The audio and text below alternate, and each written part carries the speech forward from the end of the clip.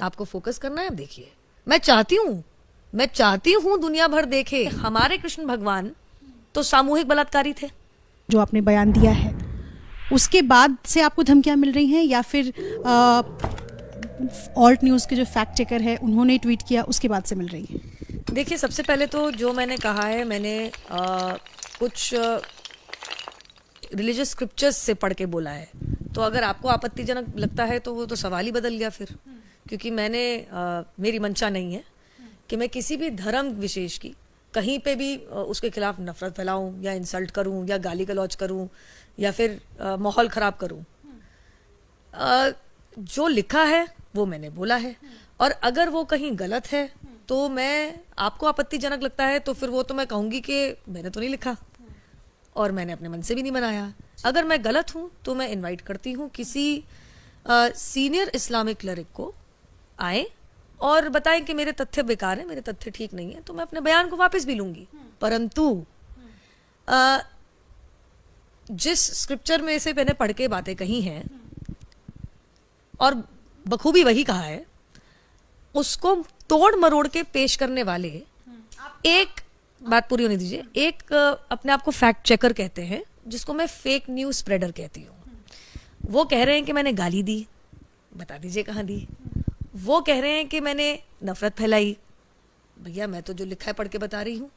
वो कह रहे हैं कि कहीं ना कहीं मैं माहौल खराब करने की और एक तरीके से हेट स्पीच टाइप कर रही हूँ। एक तो मैं बात बता दूं आपको, ये जो कह रहे हैं जिन्होंने इसको ट्विस्ट मारा है, माहौल उन्होंने खराब तब से किया जब उन्होंने झूठ बोला, और उनका नाम है मोहम्मद जुबैर, और वो एक so called fact check Alt News करके चलाते हैं।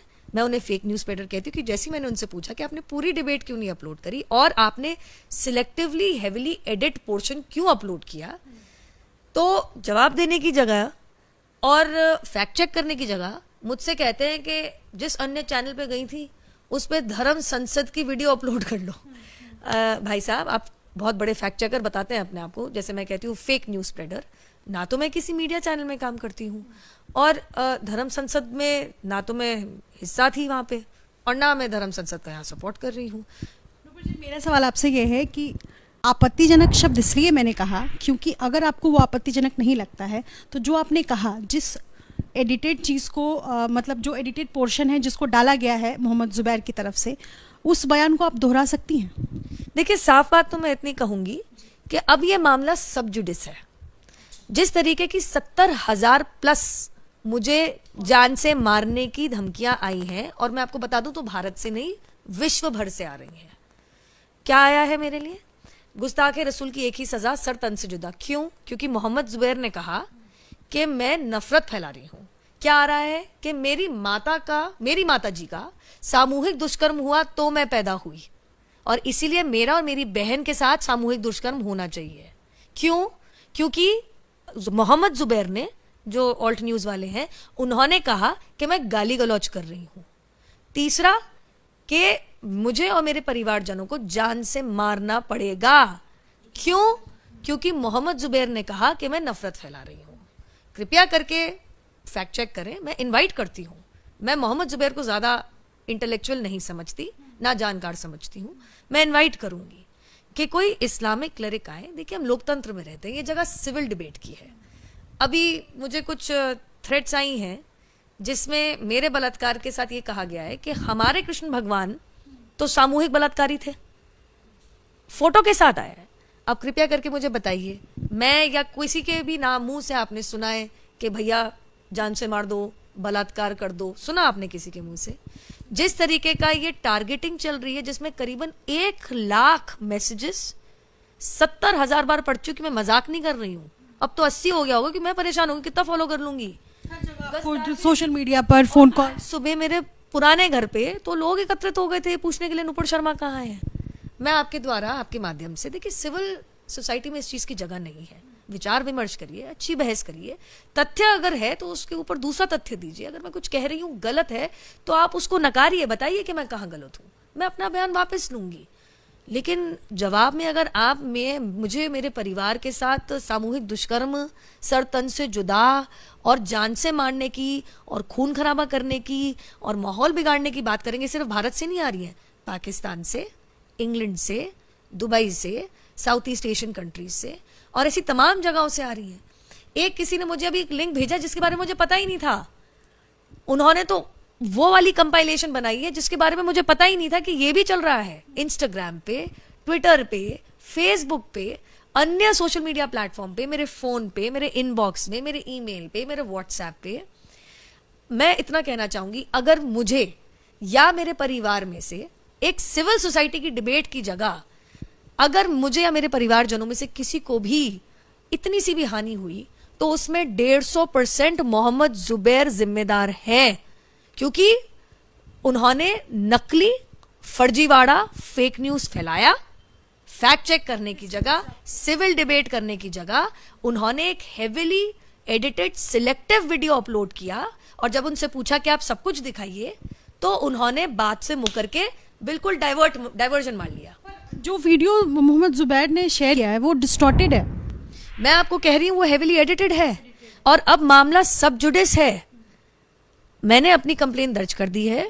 इंटेलिजेंस इनपुट से मुझे पता चला है कि मुझे और मेरे परिवारजनों को ये सिर्फ हल्की नहीं है, बहुत सिवियर डेथ थ्रेट है।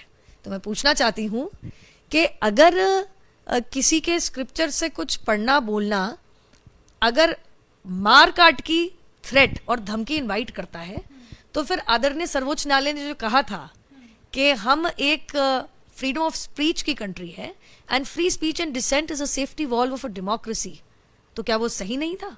तो ये कौन लोग हैं जो आदरणीय सर्वोच्च न्यायालय की बात ना मान के इस तरीके की बदसूरत धमकियां मेरे और मेरे परिवारजनों के को भेज रही हैं? आपने जो पुलिस कंप्लेंट लिखाई है और उसमें शिकायतकर्ता मोहम्मद जुबैर और सारी मतलब पुलिस को बाकायदा डिस्क्रिप्शंस दिया है, आपने सारी जानकारियां दी हैं और मेरे पास था।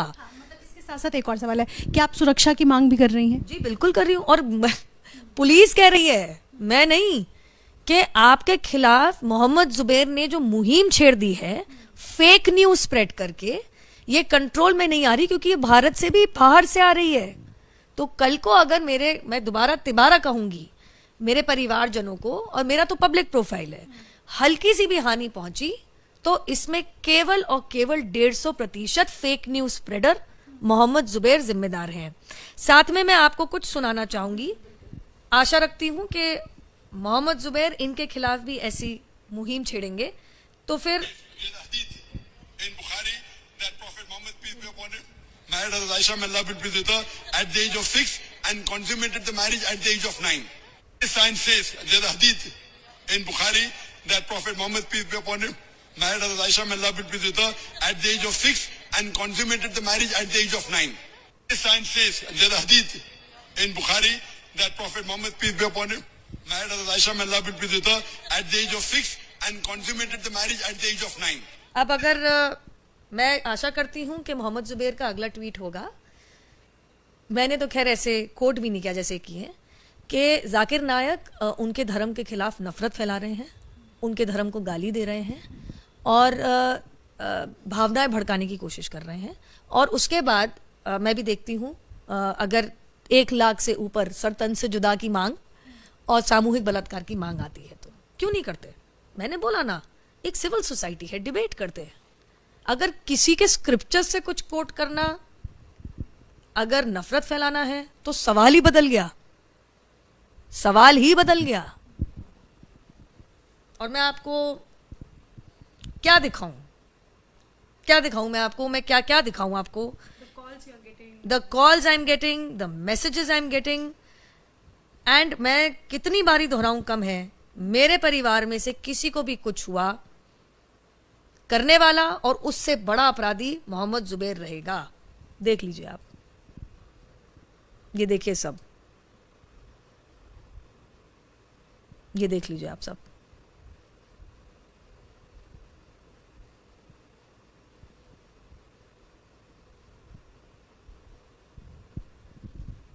आपको फोकस करना है, देखिए। मैं चाहती हूं दुनिया भर देखे।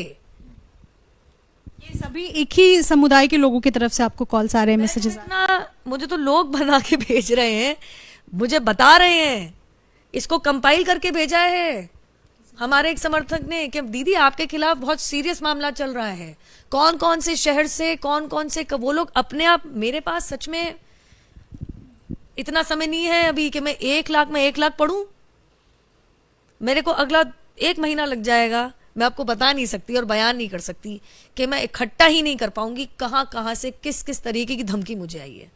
और आज तो सुबह जैसे मैंने आपको बताया मेरे पुराने घर के अंदर लोग एकत्रित हो गए पूछने के लिए कि नुपुर शर्मा कहाँ है। ये बाकायदा मैंने commissioner of police Delhi headquarter में मैंने करी है। नेचुरली जब पुलिस ही कह रही है कि आपकी जान को खतरा है। दोस्तों जो लोग नए हो प्लीज चैनल को सब्सक्राइब करें और वीडियो पसंद आए तो लाइक और शेयर जरूर करें। Thank you. जय हिंद, जय भारत।